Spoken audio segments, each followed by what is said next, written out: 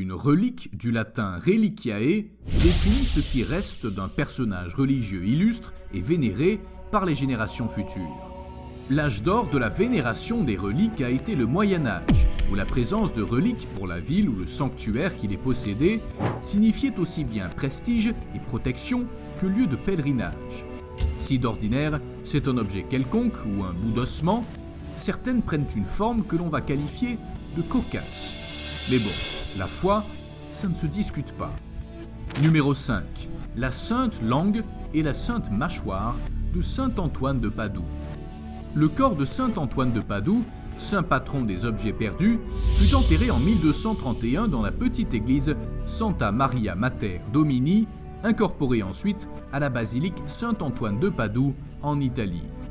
La construction de cette basilique fut décidée 1 an après la mort de saint Antoine de Padoue et commença en 1238 pour s'achever en 1310.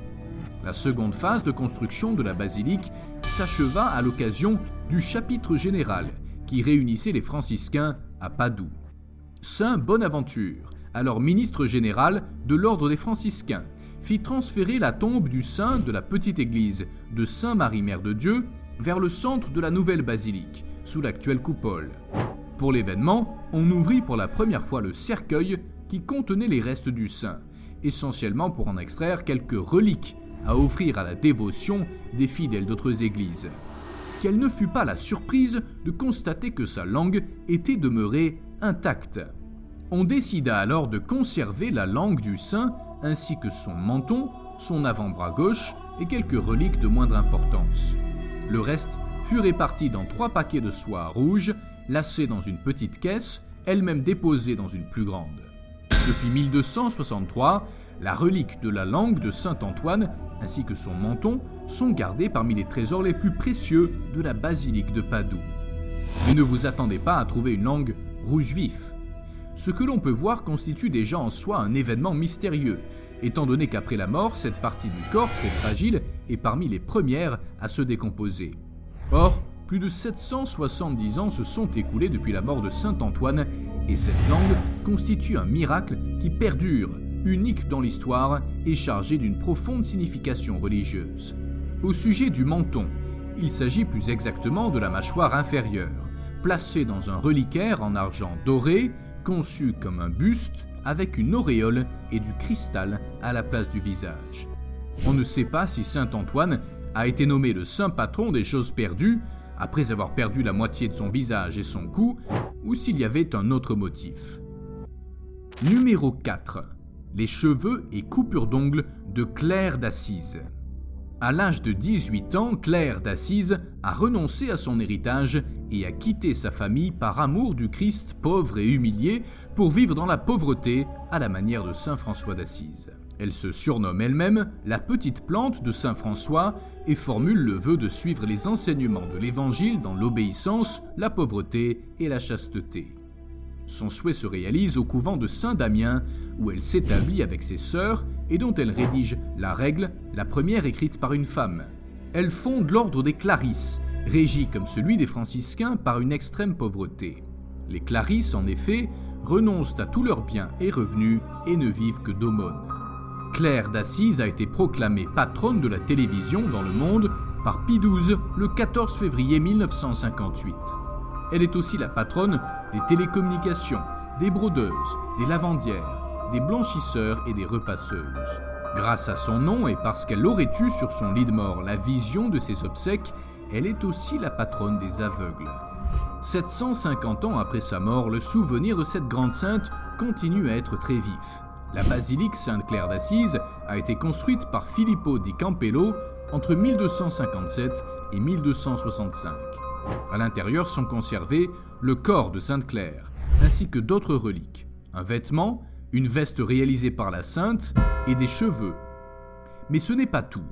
Il y existe aussi un petit flacon de cristal qui contient les coupures d'ongles de Sainte-Claire. Numéro 3. La tête de Sainte Catherine de Sienne. Usée par les privations qu'elle s'impose, Sainte Catherine est morte à Rome le 14 avril 1380, laissant derrière elle une œuvre théologique d'une telle importance qu'elle sera nommée en 1970 docteur de l'Église. Canonisée en 1461, elle est la sainte patronne de Rome, de l'Europe et des journalistes. Elle a été enterrée dans le cimetière de Sainte-Marie de Minerve à Rome.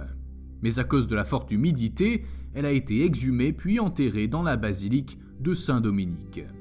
C'est à cette occasion que le bienheureux Raymond de Capoue demanda et obtint de la part du pape Urbain VI l'autorisation de détacher la tête du corps.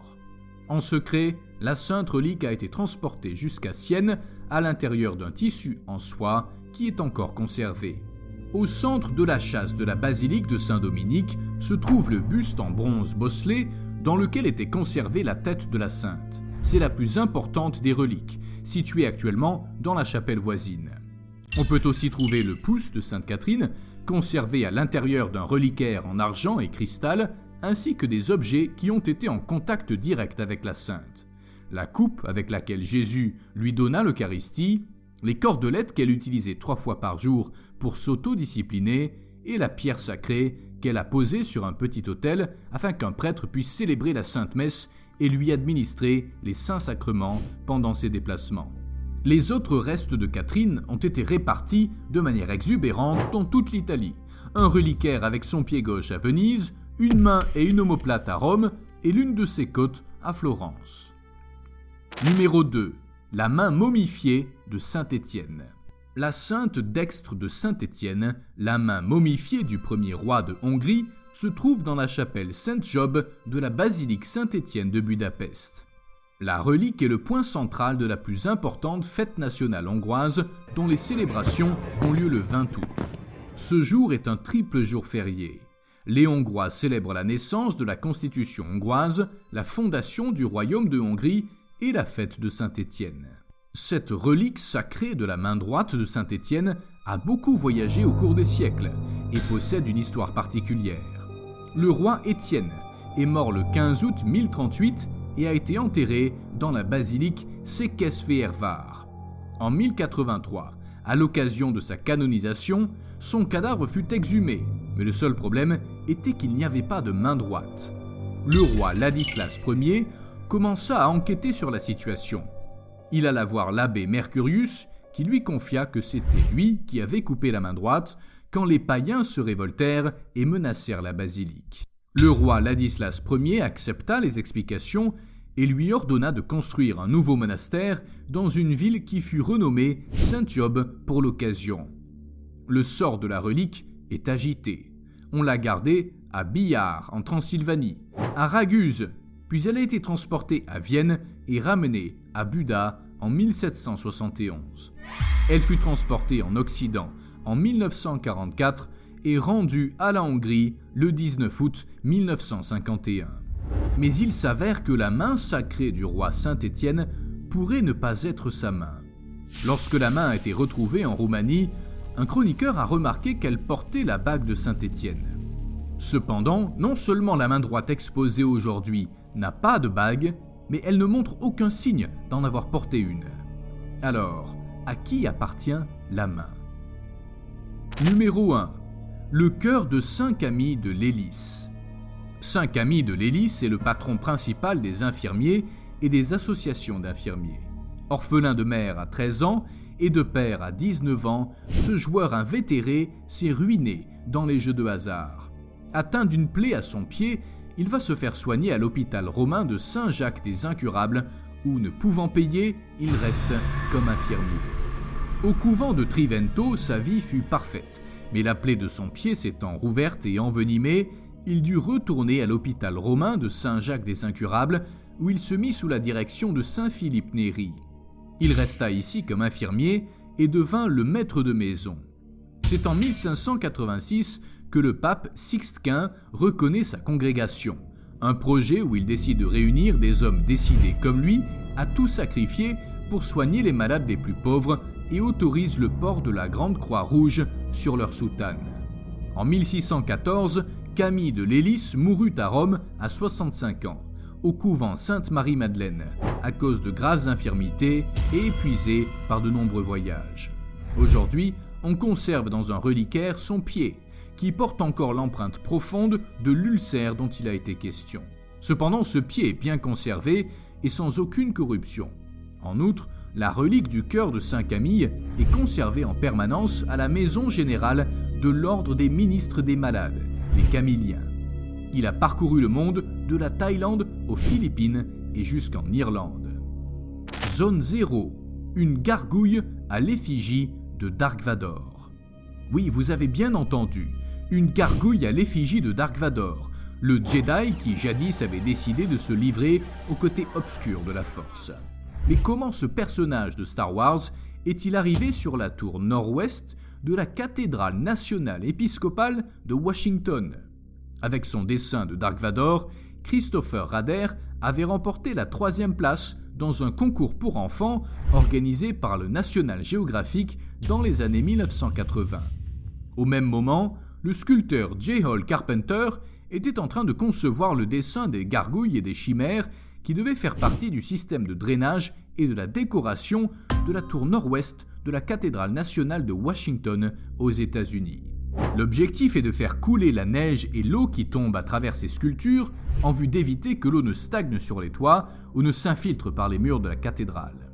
J. Hall Carpenter découvrit le dessin du jeune Rader et décida de l'inclure aux côtés de ses autres gargouilles, parmi lesquelles on compte un homme aux grandes dents sous un parasol, mais aussi une fille avec des tresses. Sympathique et original, n'est-ce pas?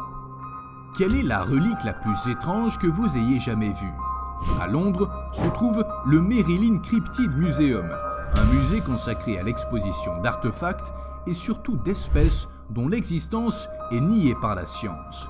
Si vous voulez en savoir plus, n'hésitez pas à regarder cette vidéo.